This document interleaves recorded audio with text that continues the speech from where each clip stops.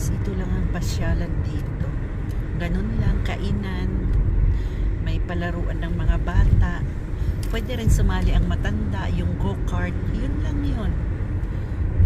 Ala na, walay na. Ang mag-i-enjoy lang yung mga bata. Ganda ng townhouse na to. Malamang ano yan ng mga granny. No, mahal. Yung ano ba yung retirement house. Retirement village. Oh, yan nga, retirement village nga. Care home. Buti pa yung mga matatanda dito, ang gaganda ng mga bahay.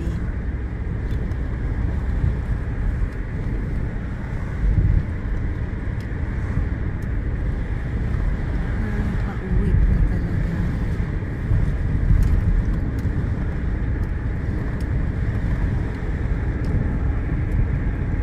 Dito sa Upper Hutt, ang gaganda ng bahay ano. Pero mahal ang bahay dito no. Parehas lang. Parehas lang. Ang gaganda.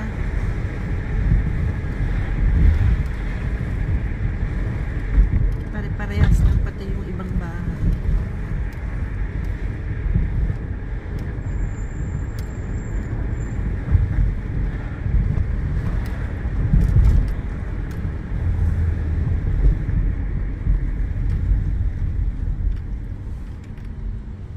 Sold. Binenta tong isang bahay na to. Lumana yan na bahay pero pinarenovate yan. Tapos saka binenta. Yan guys, yung puti na yan. Ay, hindi na naabutan guys.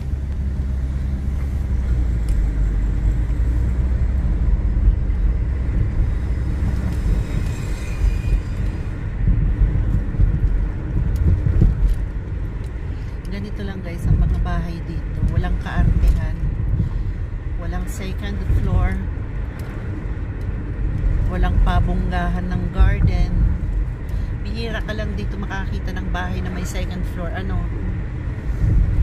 O, kagaya nito, isa lang. Pero maliit lang.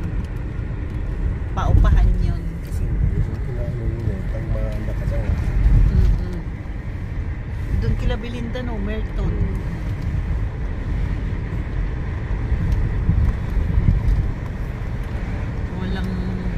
Walang pagandahan ng bahay dito. Basta may tirahan sila, ayos na. Basta may pera ang tao. Basta may pera at may matutulugan sila, may komportableng tirahan, okay na. Hindi na sila yung magpapabongga pa. Kung ano-ano pang ilalagay sa bahay, decorate.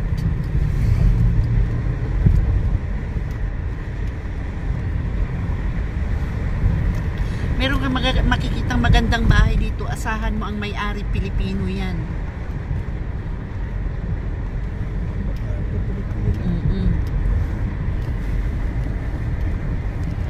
Pero yung mga Kiwi, karamihan yun na ano ko talaga. Ano nga ng pagmasdan ko. Ng bahay na paupahan dito may second floor, Pilipino. Oo. Na-observe ko talaga mga Kiwi. Kahit mga Maori, yung mga bahay nila napakasimple lang. Basta may tulugan, may upuan, may kainan, may saingan, may toilet, ayos na. May TV sila, okay na. Wala nga sila yung kagaya sa atin na may stereo pa na patutugtugin para malakas. Wala dito. Kagaya sa kapitbahay mo. Oh, kagaya dun sa kapitbahay ko.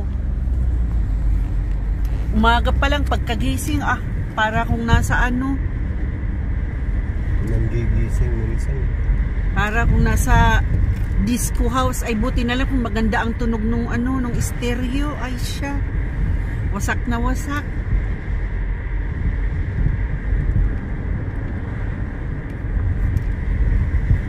Dito walang ganun.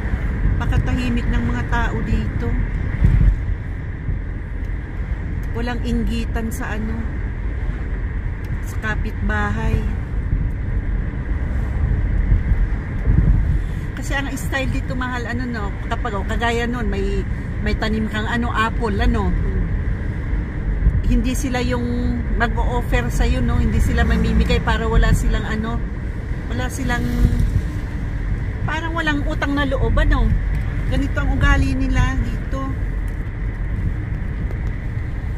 Hindi sila yung mamimigay, mag-o-offer sa iyo, ay kuha ka na diyan, ganyan ganyan oh.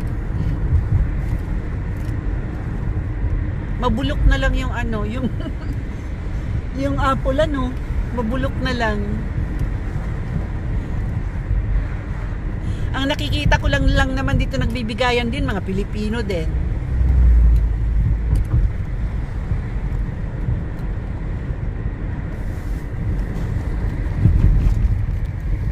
Nakikikwento ko lang guys, hindi ko naman ano, nagmamarites lang ako ng kaunti.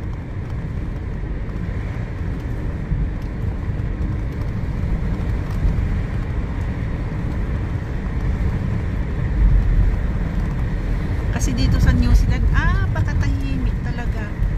Pero meron din lugar dito na magulo. Meron din ano, may mga pasaway din.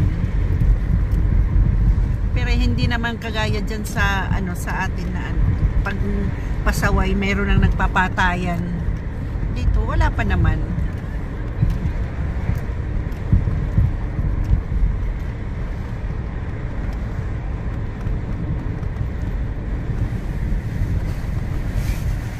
Sushi, one sushi.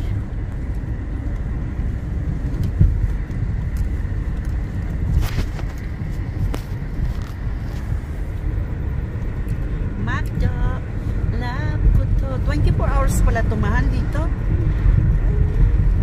May 24 hours din palang McDo dito. Kahit saan talaga yung McDo nag 24 hours ano.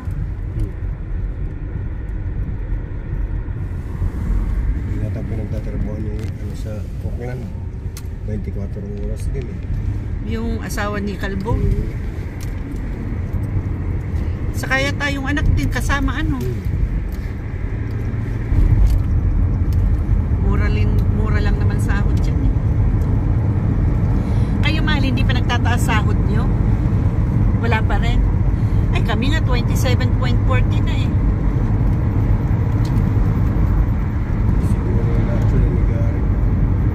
Sabihin nyo 27 na kami eh, 0.40 sahod namin.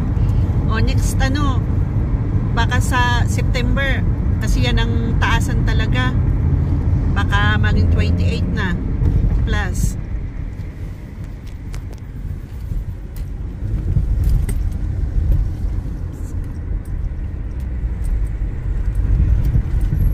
Mag-apply ka na lang mahal sa mga ano, living wage ang sahod, mga government.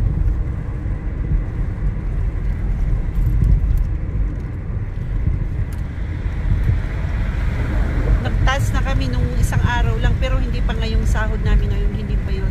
Sa next sahod pa yun may lalagay.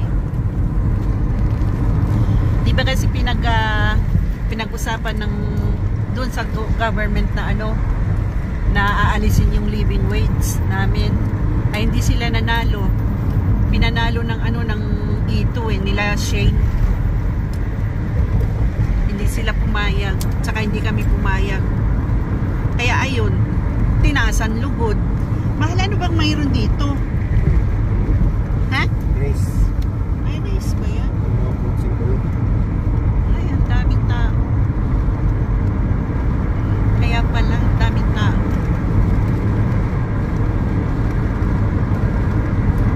Lagi yan. Ha? Lagi yan. Ano mag-iita mo yung mga dyan? Race na may premium ano. Hindi. Ano lang nila?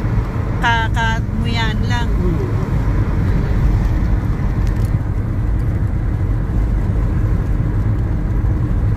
Pero yung mga sasakyan nila, ano na, yung mga used na.